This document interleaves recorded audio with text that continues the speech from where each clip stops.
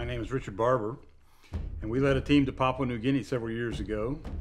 And just to give you some background, Papua New Guinea is off the coast of Australia. So we began in Orlando, Florida, flew from Orlando, Florida to Los Angeles. From Los Angeles, California, we flew to Brisbane, Australia. We spent the night in Brisbane. Flew from Brisbane to Port Moresby, Papua New Guinea. From there we flew to Wewak on a little puddle jumper. From there we took a 5.5-hour open truck ride to the river and began our journey 21 hours or so upriver in open canoes. It's been a long journey, and the only thing that can make that journey more miserable is for it to rain on you most of the time you're traveling upriver. It was so wet, it was miserable. The kids were cold, and it was just a bad situation. It was uncomfortable because you're sitting on these corrugated steel, and personally, you put the raincoat over you and you just deal with what you have. And we had our two little boys with us, and they just snuggled up beside us, and we tried to stay as dry as we could. When we finally arrived in GIna village in Papua New Guinea, our young people began to pray. They decided they would pray that God would not allow it to rain on us when we left GIna village going back down to Wewak. We were the first boot camp team, so we left early. We left 2 weeks before the second team was coming. We spent our summer there. We began the building of a hospital. And when we arrived in GIna village, we found that the beams that we were going to be using for the steel structure, all of the ironwork was laying right beside the river instead of on site where we thought it was supposed to be. And so our team began to carry steel from the river up to the hospital site. What will the I-beams be used for? What's their purpose in the hospital building? They're the basic structure of the hospital building. They're coming up in the four corners, and across the top we'll have to lift a couple of them up to the top and bolt them on. And I think it took us about 2.5 hours. And as we began to lay the beams up there, and I began to realize that there was going to be no way that we could lift the horizontal beams into place without chain hoist. And so we're in the middle of nowhere. We're in GIna village in Papua New Guinea, hours away from anything, 21 hours away from the nearest truck. And we needed to chain hoist. And so at 2 o'clock every afternoon, the Wycliffe Bible translators we were working with had a radio transmission back to their headquarters. And so we got on the radio at 2 o'clock. We were able to make a connection with the headquarters in Papua New Guinea. They in turn faxed Teen Missions International to let them know that we needed 2 chain hoists.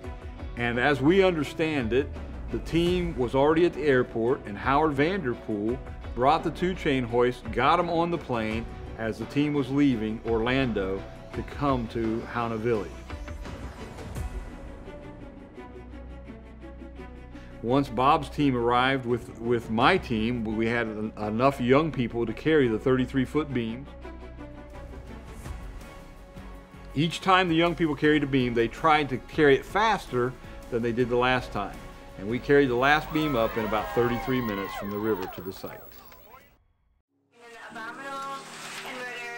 We were on our 5th week out of 6, and I looked to see how much oatmeal I had.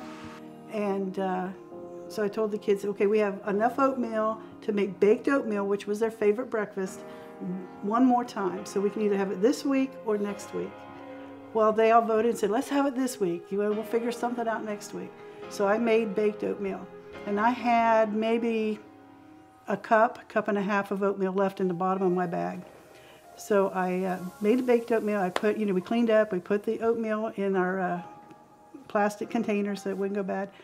And the next week, I opened up the container to pull out something, and there was that bag was completely full of oatmeal.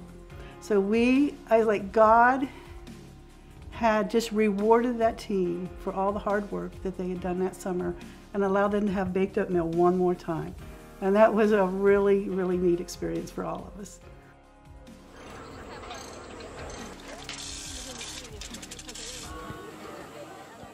Six weeks later, we start packing up to leave, and we get on the river and the clouds start rolling in. And again, we prayed before we left that the Lord would keep it from raining on us. And everybody's like, oh Lord, we've been praying, please don't let it rain. We could hear the rain in the jungle, hitting the trees, and then we could actually see it hitting the water on the river around us. But then it stopped. And you look up, there were clouds all around us, but there was one clear spot right in the center. And it stayed with us. I mean, that little clear spot stayed over us all the way downriver. And it was so neat because you could hear it and you could see it, but it never rained on us. And that was a real answer to prayer. And that's something the kids just, they were so happy. They were praising the Lord and thanking Him, and they were so excited about that. And that was just a huge, huge faith builder for the kids. God answers prayer, always answers prayer, and so it was exciting to see Him answer that prayer for us and for those young people that were a part of that team to have that memory for the rest of their lives. One of the things that sometimes we take for granted is the fact that God answers prayer every day about everything. And it's amazing what God will do to bless us as we try to serve Him. He blessed us with the chain hoist that we needed to raise the horizontal beams into place. He blessed us with the oatmeal. He blessed us with no rain on the trip down the river, and He continues to bless us today as we seek His face. You can take many things away from us, but you can't take God's awesome power and His handiwork away from us when we've witnessed it. We were eyewitnesses to what God would do in answer to our prayers.